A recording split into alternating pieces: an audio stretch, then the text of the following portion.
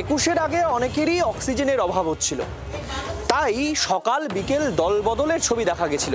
কিন্তু এবার তেমনটা হবে না।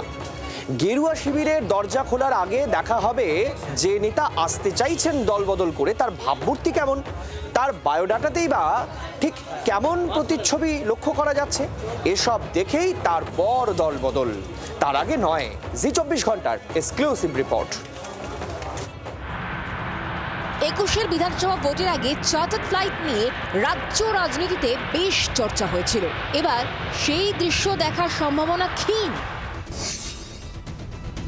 গত বিধানসভা নির্বাচনে বঙ্গজয়ের স্বপ্ন দেখেছিল বিজেপি, দেখেছিল 200 আসনের স্বপ্ন পূরণ করতে তৃণমূল সহ নানা দল থেকে নেতা কর্মীদের ভাঙিয়ে নিজেদের দল ভারী করেছিল পদ্ম শিবির।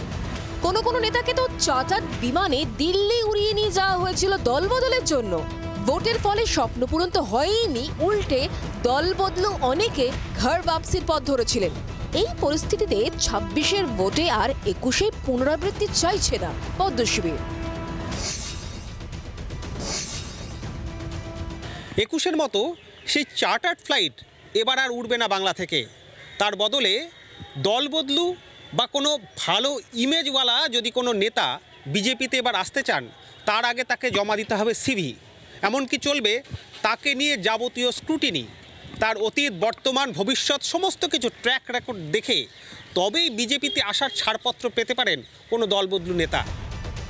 ঝাড়াই বাছাইয়ের এই দায়িত্ব লকেট চট্টোপাধ্যায়কে দিয়েছে রাজ্য বিজেপি। তাৎপর্যপূর্ণভাবে যিনি নিজেও ফুল বদলে বিজেপিতে এসেছিলেন।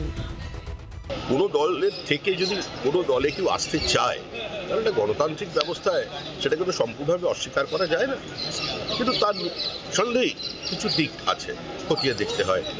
তার রাজনৈতিক অতীত, তার ব্যক্তিগত রাজনৈতিক কাজকর্ম সব দেখে শুনে তারপরে পার্টি সিদ্ধান্ত নেয়।